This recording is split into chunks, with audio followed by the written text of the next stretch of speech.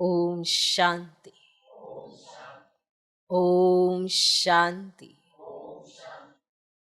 आज की तारीख है 2 सितंबर 2023। साकार महावाक्य। बाबा कहते, मीठे बच्चे, अभी तुम्हारी ज्योति जगी है।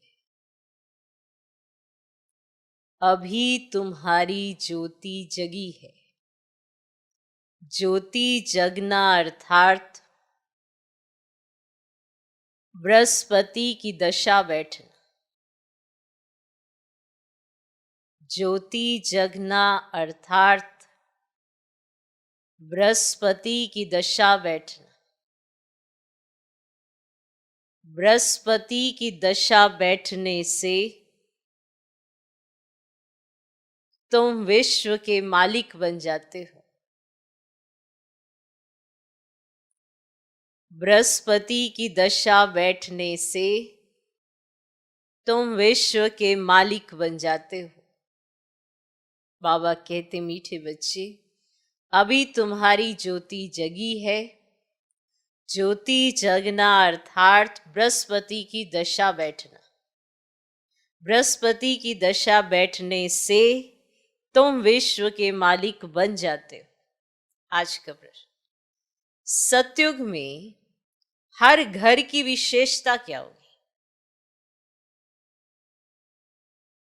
सतयुग में हर घर की विशेषता क्या होगी? कलयुग में हर घर क्या बन गए हैं?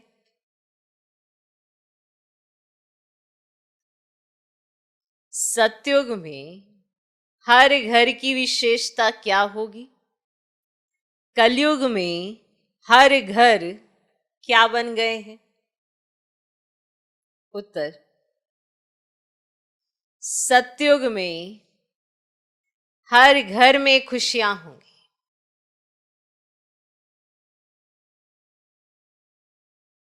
सतयुग में हर घर में खुशियां होंगी। सबकी ज्योति जगी हुई होगी। कलयुग में तो घर घर में गमी, चिंता है। कलयुग में तो घर घर में गमी, चिंता है। हर घर में अंधियारा है।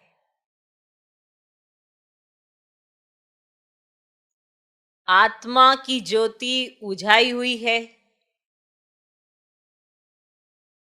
आत्मा की ज्योति उजाई हुई है। बाप आए हैं अपनी ज्योत से सबकी ज्योत जगाने।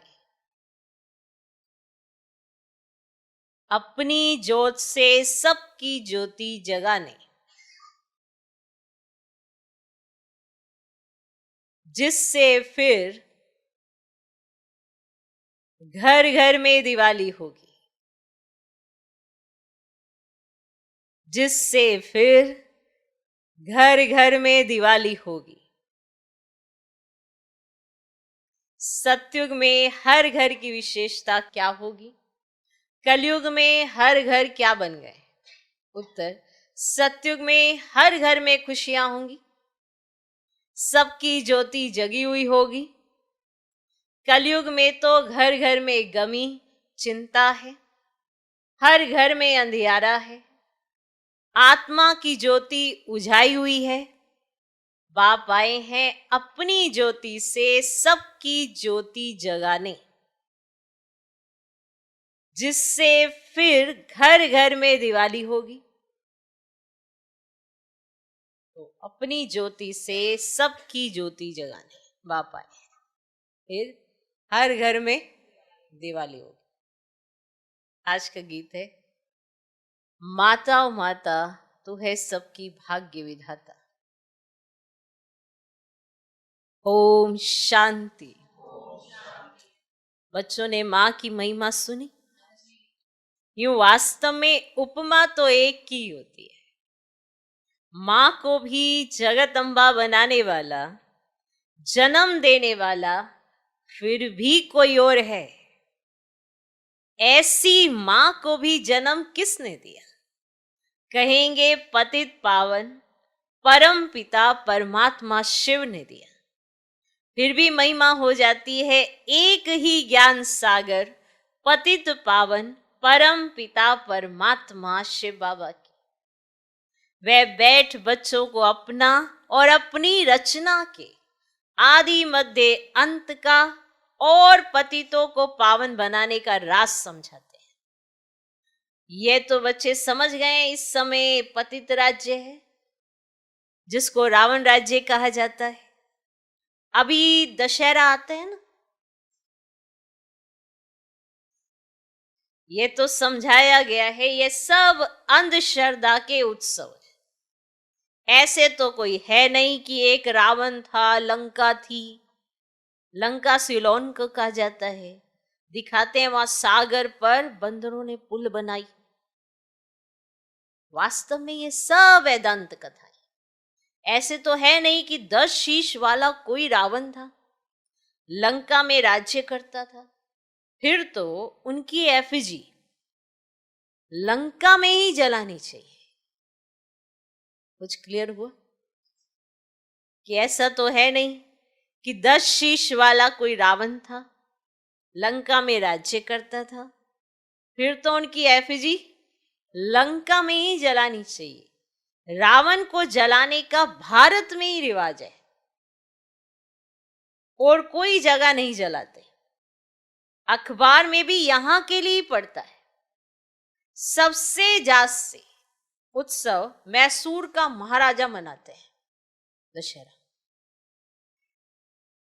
उनका शायद इस दंत कथा से प्रेम दिखाई पड़ता है। अब इस पर समझाना तुम बच्चों का काम है। एफजी तो दुश्मन का बनाकर जलाया जाता है, ऐसे ही होता है ना। सुनोगे आगे, ध्यान से सुनना। एफजी तो दुश्मन का बनाकर जलाया जाता है, जैसे आगे हिटलर का एफजी बनाकर जलाते थे।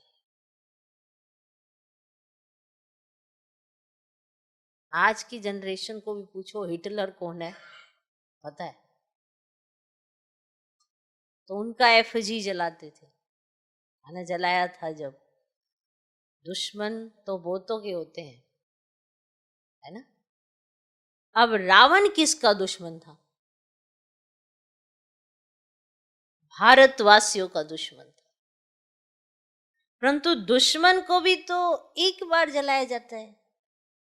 ऐसे तो कोई भी नहीं करते जो हर वर्ष दुश्मन का एफजी माना बुत बनाकर जलाते। दुश्मन का एफजी तो बनाते हैं, परंतु वर्ष वर्ष तो नहीं जलाते। अभी रावण फिर कौन है जिसका भारत में बहुत समय से 10 शीश वाला एफजी बनाकर जलाते रहते हैं? कौन है ये? दुश्मन कब से हुआ है जो मरता ही नहीं?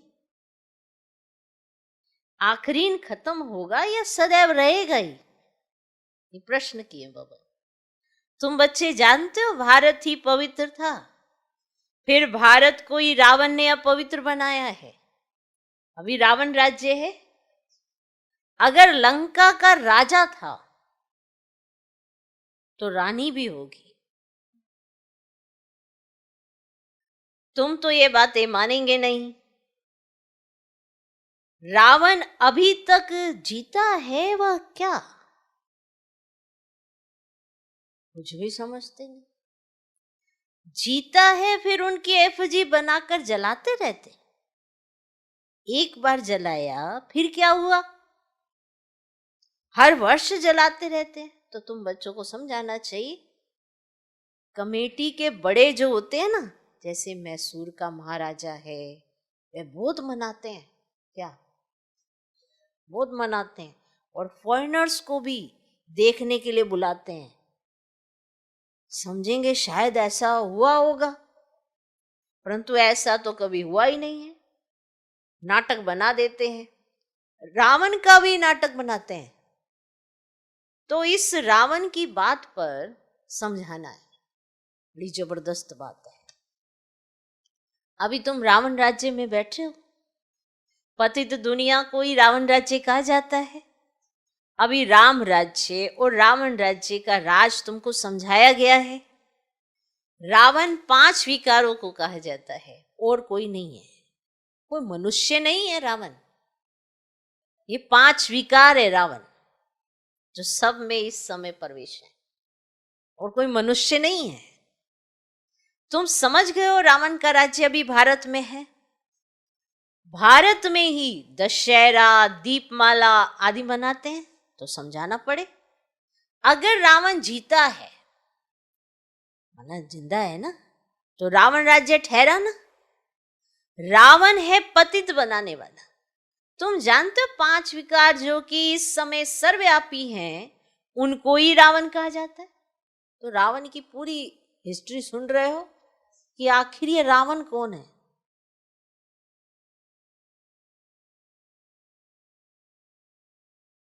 सुन रहे हो? रावण के चित्र तो आगे दशहरे में निकले थे, इसमें तिथि तारीख भी डालनी पड़े। इस समय पतित का विनाश और पावन की स्थापना होती है। तुम पतित से पावन बन रहे हो, पावन बन जाएंगे, फिर रावण संप्रदाय को आग लगेगी, रावण खत्म हो जाएगा, फिर सत्युग में कोई एफजी नहीं बनानी पड़ेगी, सब पावन बन जाएंगे। और आत्मा में सत्व प्रधानता की जब ताकत थी तो जागती ज्योत थी, और पतित बनने से वह ज्योत उझा गई है, आत्मा ही पतित बनी है, तो उड़ने की तो बात ही नहीं है। तो 5 विकारों से आत्मा आयरन एज्ड बन गई है, ये जरूर समझाना है। तो आत्मा को जागृत करने वाला एक बाप है। अब यह तो सब कहते हैं कि ज्योति स्वरूप परम पिता परमात्मा आएगा। अब ज्योति स्वरूप तो तुम आत्मा भी हो, परम पिता परमात्मा भी ज्योति स्वरूप है, और तुम्हारी आत्मा की ज्योति बुझ गई है, तो बाकी जाकर जरा सी रही है, क्या ज्योति जरा सी रही है, तभी घृत डाला जाएगा ना। अगर रहेगी ही नहीं तो फिर घृत डाल के करेंगे क्या, तो फिर खत्म हो गई, बंद हो जाएगी, फिर तो फिर से तिल्ली लगानी पड़ेगी, है ना। थोड़ी सी रहती है तो फिर उसमें घृत डाला जाता है। और मनुष्य मरते हैं तो रात दिन उनका दीवा जलाते हैं और दीवे की बहुत संभाल करते हैं। घृत खत्म हो जाता है फिर और डालते हैं। आत्माओं का भी ऐसे है। अब दीवा जला देते हैं तो ऐसे थोड़ा नहीं रात को 12 बजे बंद हो गया फिर और जलाएंगे, तो उसको बुझने नहीं देते, और घृत खत्म हो जाता है फिर और डाल देते हैं। तो आत्माओं का भी ऐसे है। बाप आकर सबकी ज्ञान से ज्योति जगाते हैं। ज्योति जगी हुई कितना समय चलती है? 5000 साल चलती है। और उनकी ज्योति कितने समय तक चलती है? वे तो रात को जलाते हैं फिर घृत डालते रहते हैं। और तुम्हारी अब ज्योति जग गई है, ये जग रही है, और जगते जगते फिर जगी जाएगी, ऐसा ही है। तो ज्योति बुझने में 5000 वर्ष लगता है, फिर बाप आकर घृत डालते हैं, और तुम्हारी अब ज्योति जगी है, फिर धीरे धीरे कला कम होती जाएगी, ज्योति उझाई जाएगी।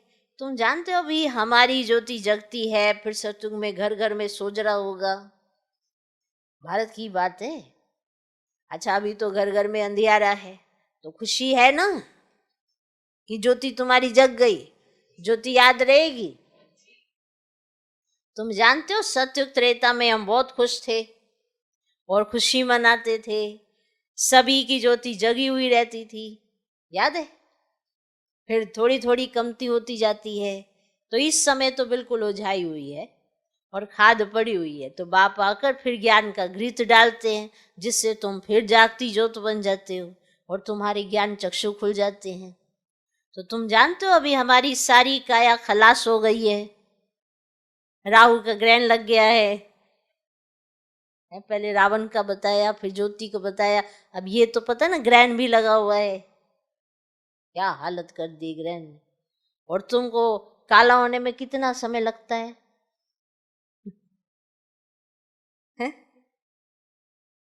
ना आत्मा काली हो गई ना, तो कितना समय लगता है तुमको?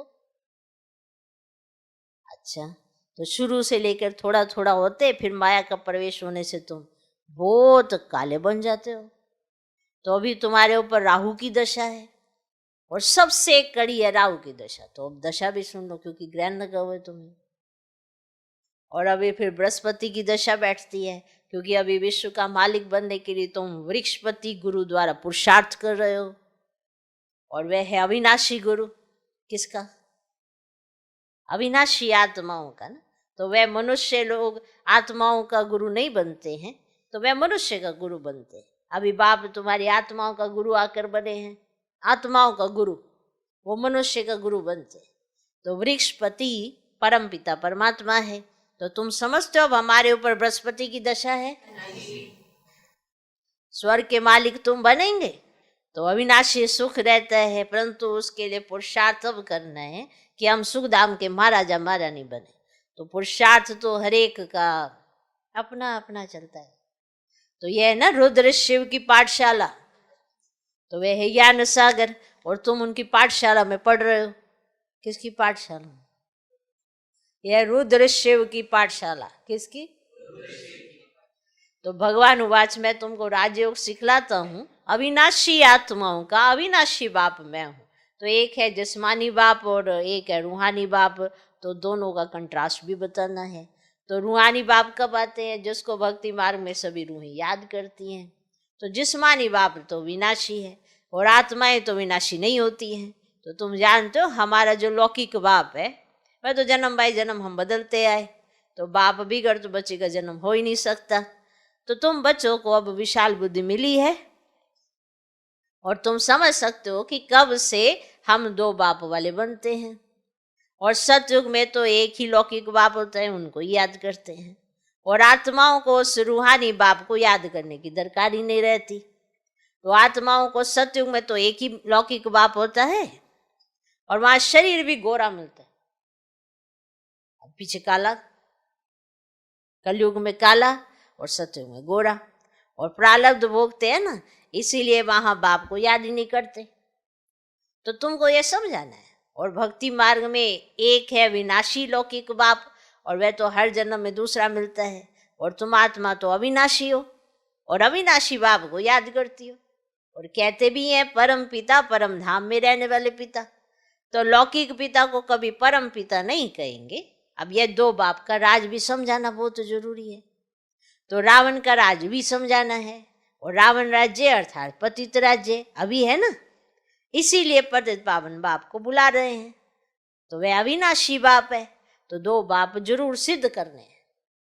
तो आत्माओं का भी बाप है, इसलिए पारलौकिक परम पिता परमात्मा को याद करते हैं। तो हर जन्म में लौकिक बाप और मिलता है, फिर भी उस रूहानी बाप को जरूर याद करते हैं ना। तो वह कभी बदलता नहीं है। तो बाप भी कहते हैं बरोबर तुम मुझे याद करते थे, हे परम पिता परमात्मा, ऐसे करते थे ना। तो कब तक तुमको याद करना है? फिर बाप कब मिलता है? तो यह तो तुम अभी जान गए हो। तो जब भक्ति का अंत होता है तब भक्तों को फल देने बाप आते हैं। तो बाप ने समझाया है सभी भक्तों को मुक्ति, जीवन मुक्ति देता हूं। तुम जानते हो सतयुग में एक ही धर्म होता है, उसको वननेस कहेंगे। अब कहते हैं सभी मिलकर एक हो जाए, परंतु सभी धर्म तो एक हो ही नहीं सकते। जब एक राज्य हो जाता है तो पवित्रता, सुख, शांति रहती है। भारत में राम राज्य था जरूर, अभी है रावण राज्य, इसीलिए रावण को जलाते रहते हैं। तो दो बाप का राज समझाने से झट समझ जाएंगे। अविनाशी बाप तो जरूर है, जरूर है। तो नई दुनिया रचने वाला बाप ही है। तो नई दुनिया में बरोबर देवी देवताएं ही थे, फिर वही दुनिया नई से पुरानी हो जाती है।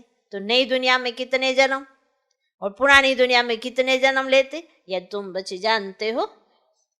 ऐसे भी नहीं कि 84 जन्मों के आधा होना चाहिए, 42 जन्म पुरानी दुनिया में, 42 जन्म नई दुनिया में, ऐसे भी नहीं है। है ऐसा? माना 84 जन्म है, तो ऐसा तो नहीं है कि 42 जन्म नई दुनिया में और 42 जन्म पुराने दुनिया में। पॉइंट कितना अच्छा है, देखो कितना अच्छा राज है। आधा कल्प जो होता है वो भी 2500 वर्ष का होता है, और आधा कल्प जो होता है वो भी 2500 वर्ष का होता है, पर आयु दोनों आधा आधा कल्प में अलग होती है। तो इसीलिए जन्म बराबर तो नहीं हो सकते। तो ध्यान से सुनना, ऐसे भी नहीं कि 84 जन्मों के आधा होना चाहिए, 42 जन्म पुरानी दुनिया में, 42 जन्म नई दुनिया में, नहीं। भारतवासियों की आयु पहले 100 वर्ष, 125 वर्ष थी। अभी तो एवरेज अगर निकालें 40-50 वर्ष भी मुश्किल चलती है। तो आधा आधा हो ना सके, 84 जन्मों का हिसाब तो चाहिए ना। बाप कहते हैं तुम्हारा 84 जन्मों का चक्र पूरा हुआ, तुम नहीं जानते हो, हम समझाते हैं। 84 जन्मों का राज सिवाय परम पिता परमात्मा के और कोई समझा न सके। तुम बाप से सुनकर खुश होते हो और फिर नई दुनिया के लिए पुरुषार्थ करते हो। अब ये बच्चों को सिद्ध कर बताना है कि हम अभी बेहद के पारलौकिक बाप से बेहद का वर्षा ले रहे हैं। तो वे बाप आते ही तब है जब स्वर्ग की स्थापना करते हैं, तो उनको कहा ही जाता है ना हेवनली गॉड फादर। तो जब नए घर की स्थापना होती है तो पुराने घर को तोड़ा जाता है। अब लिखा हुआ भी है स्थापना फिर विनाश। स्थापना जब पूरी हो जाएगी तब विनाश होगा। स्थापना करने वाला है परम पिता परमात्मा इस ब्रह्मा द्वारा। यह भी बाबा ने समझाया है, सूक्ष्म वतनवासी को तो प्रजापिता नहीं कहेंगे, वहां प्रजा होती ही नहीं, तो जरूर प्रजापिता ब्रह्मा यहां होगा। वही फिर अव्यक्त संपूर्ण बनेगा। अब वह तो है अव्यक्त, जरूर व्यक्त भी चाहिए जो फिर अव्यक्त होना है। दोनों अभी दिखाई पड़ते हैं। प्रजापिता ब्रह्मा यहां भी है, सूक्ष्म वतन में भी है। प्रजापिता तो जरूर यहां चाहिए, जरूर प्रजापिता ब्रह्मा के बच्चे भी यहां ही हैं। प्रदर्शनी में 2 बाप का राज समझाना है। कायदा तो है एक एक को अलग अलग समझाया जाता है। अब वहां किसको कैसे समझाएंगे? समझाने के लिए तो एकांत चाहिए, वहां तो बहुत हंगामा होता है। यहां तो तुमको 1-1.5 घंटा लग जाता है समझाने में, वहां इतनी भीड़ में तो समझाना बड़ा मुश्किल हो जाता। माना प्रदर्शनी में अनेक प्रकार के धर्म वाले हैं ना, कोई क्या कहेंगे, कोई क्या कहेंगे, चुप कर तो बैठेंगे नहीं। तुम सुनाएंगे एक लौकिक जिस्मानी बाप है, दूसरा पारलौकिक रूहानी बाप है, और वह है परम पिता परमात्मा। अब ब्रह्मा द्वारा स्थापना कर रहे हैं स्वर्ग की, और नरक का विनाश भी सामने खड़ा है। तो महाभारी लड़ाई है ना। बरोबर ये राजयोग भी है, राजाई प्राप्त करने की गीता पाठशाला है। भगवानुवाच सभी को 2 बाप है। श्री कृष्ण को सभी आत्माओं का बाप नहीं कहेंगे, आत्माओं का बाप परम पिता परमात्मा कहते हैं कि मामेकम याद करो। अच्छा, मीठे मीठे सिखिलधे बच्चों प्रति माता पिता बाप दादा का याद प्यार और गुड मॉर्निंग। रूहानी बाप की रूहानी बच्चों को नमस्ते। हम रूहानी बच्चों की भी रूहानी बाप को नमस्ते नमस्ते नमस्ते। Good morning good morning good morning. धारणा के लिए मुख्य सर पहला पॉइंट, स्वयं में ज्ञान का घृत डालते सदा जागती ज्योत रहना है। स्वयं में ज्ञान का घृत डालते सदा जागती ज्योत रहना है। बाप की याद में रह राहु का ग्रहण उतार देना है। स्वयं में ज्ञान का घृत डालते सदा जागती ज्योत रहना है। बाप की याद में रह राहु का ग्रहण उतार देना है। बाप की याद में रह राहु का ग्रहण उतार देना है। दूसरा पॉइंट, रूहानी और जिस्मानी दो बाप हैं। रूहानी और जिस्मानी दो बाप हैं। यह पहचान हर एक को देकर बेहद के वर्षे का अधिकारी बनाना है। रूहानी और जिस्मानी दो बाप हैं। यह पहचान हर एक को देकर बेहद के वर्षे का अधिकारी बनाना है। आज का वरदान,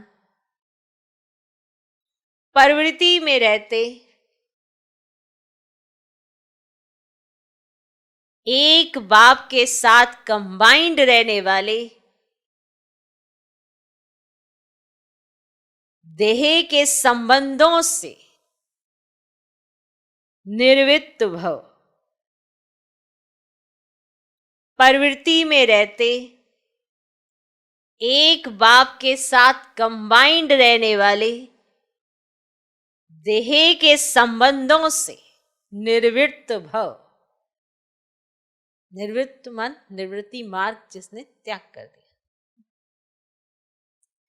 प्रवृत्ति में रहते एक बाप के साथ कंबाइंड रहने वाले देह के संबंधों से निर्वृत्त भाव। क्लियर? प्रवृत्ति में अगर पवित्र प्रवृत्ति का पाठ बजाना है तो देह के संबंधों से निर्वृत्त बनो। मैं पुरुष हूं, यह स्त्री है, ये भान स्वप्न में भी नहीं आना चाहिए। ये पुरुष, ये स्त्री, मैं स्त्री, ये पुरुष, ये भान स्वप्न में भी नहीं आना चाहिए। आत्मा भाई भाई है तो स्त्री पुरुष कहां से आए? युगल तो आप और बाप हो, युगल स्वरूप तो आप और बाप हो। ये तो निमित्त मात्र सेवा अर्थ है। बाकी कंबाइंड रूप में आप और बाप हो, ऐसा समझ कर चलो, तब कहेंगे हिम्मतवान विजयी आत्मा। आज का स्लोगन, सदा संतुष्ट और सदा खुश रहने वाले ही खुश नसीब तीव्र पुरुषार्थी हैं। सदा संतुष्ट और सदा खुश रहने वाले ही खुश नसीब, सदा संतुष्ट और सदा खुश रहने वाले ही खुश नसीब तीव्र पुरुषार्थी हैं। जो संतुष्ट रहती आत्मा वो सदा खुश रहती है, और जो सदा खुश रहती है ये उसकी खुश नसीबी की निशानी है। तो नेचुरली वो तीव्र पुरुषार्थी तो होगा। पुरुषार्थ के बिना खुशी नहीं होती है, और पुरुषार्थ किया है संतुष्टता का तो उसकी प्राप्ति, उसे खुशी मिली है। तो जो सदा खुश है, सदा संतुष्ट है, वही खुश नसीब है, और यही निशानी है कि वो तीव्र पुरुषार्थी है। तो सदा संतुष्ट और सदा खुश रहने वाले ही खुश नसीब तीव्र पुरुषार्थी है। ओम शांति।